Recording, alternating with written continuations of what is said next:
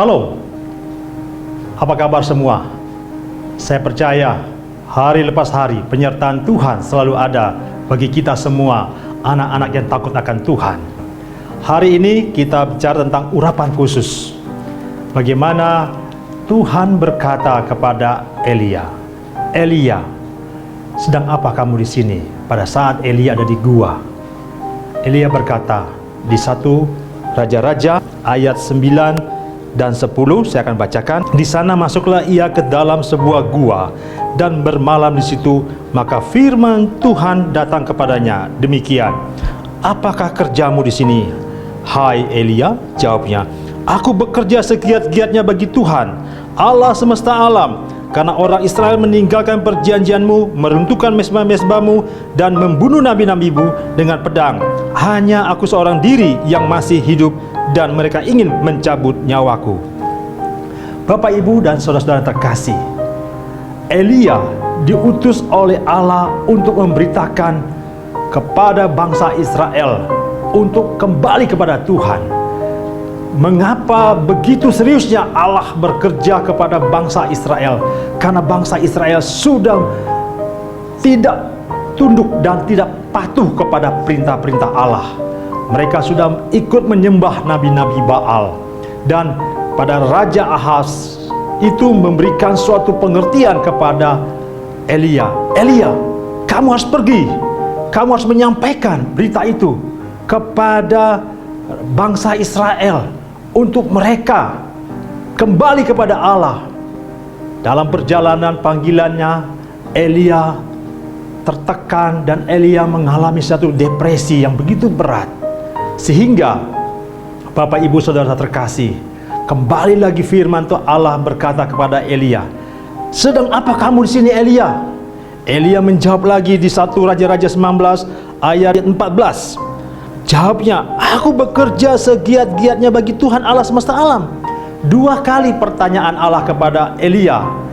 Dan ayat ke-15 firman Tuhan berkata, firman Tuhan kepadanya, "Pergilah, kembalilah ke jalanmu melalui padang gurun ke Damsyik, dan setelah engkau sampai, engkau harus mengurapi Hazael menjadi raja atas Aram. Juga Yehu, cucu Nimsi, haruslah kau urapi menjadi raja atas Israel. Dan Elisa bin Syafat dari Abel Mehola harus kau urapi menjadi nabi menggantikan engkau." Pekerjaan Allah begitu luar biasa kepada bangsa Israel.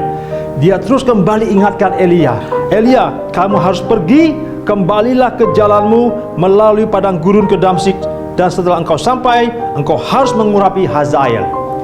Bapak, Ibu, saudara yang terkasih, apa aplikasinya di dalam ayat ini ke dalam kehidupan kita sehari-hari? Saya beberapa hari ini saya baca di koran Kompas berita yang begitu luar biasa yang menyentakkan hati saya. Puluhan ribu anak kehilangan orang tua. Lalu anak korban pandemi butuh pendampingan. Bangsa ini membutuhkan pendampingan. Bangsa ini membutuhkan orang-orang yang memberikan suatu solusi, memberikan jawaban kepada anak-anak yang kehilangan kedua orang tuanya. Mereka harus didampingi karena suatu generasi yang besar adalah generasi yang dimana mereka hidup dalam takut akan Allah. Karena disitulah berkat Allah akan tercurah bagi orang-orang yang percaya dan mentaati firman Tuhan. Bapak, Ibu, saudara, siapakah kita ini?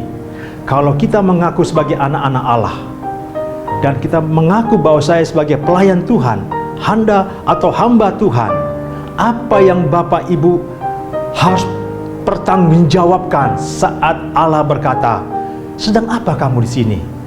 Apakah engkau berkata, "Tuhan, engkau tahu keadaanku saat ini. Engkau melihat bahwa aku tidak bisa apa-apa. Aku sendiri. Kondisi keadaan ini menyebabkan aku tidak bisa apa-apa." Dengar baik-baik. Allah telah menetapkan kita untuk pergi kepada siapa? Kepada Yerusalem, kepada Yudea, Samaria, sampai ke ujung bumi. Mari, Elia ditegaskan lagi, kamu harus pergi. Kamu harus pergi dan kamu harus mengurapi penggantimu, yaitu Elisa. Elisa dipakai Tuhan saat dia meresponkan panggilannya. Bapak Ibu, mungkin di dalam kehidupan kita ada orang-orang yang kita bina atau orang-orang yang kita didik sebagai hamba-hamba Tuhan. Kita punya suatu komunitas, kita sebagai ketua, sebagai pelayan Tuhan, atau kita sebagai orang tua. Mari kita bawa keluarga kita bawa istri dan anak-anak kita bawa suami kita bawa komunitas di dalam kehidupan kita ini untuk tetap melakukan perintah Tuhan, mengabarkan Injil, menyampaikan isi hati Tuhan. Kasih karunia Tuhan berlimpah-limpah buat bangsa Indonesia. Waktu saya baca puluhan ribu anak kehilangan orang tua, saya berkata di dalam hati saya, Tuhan, aku tahu Engkau sudah hadirkan aku ada di kota Bekasi.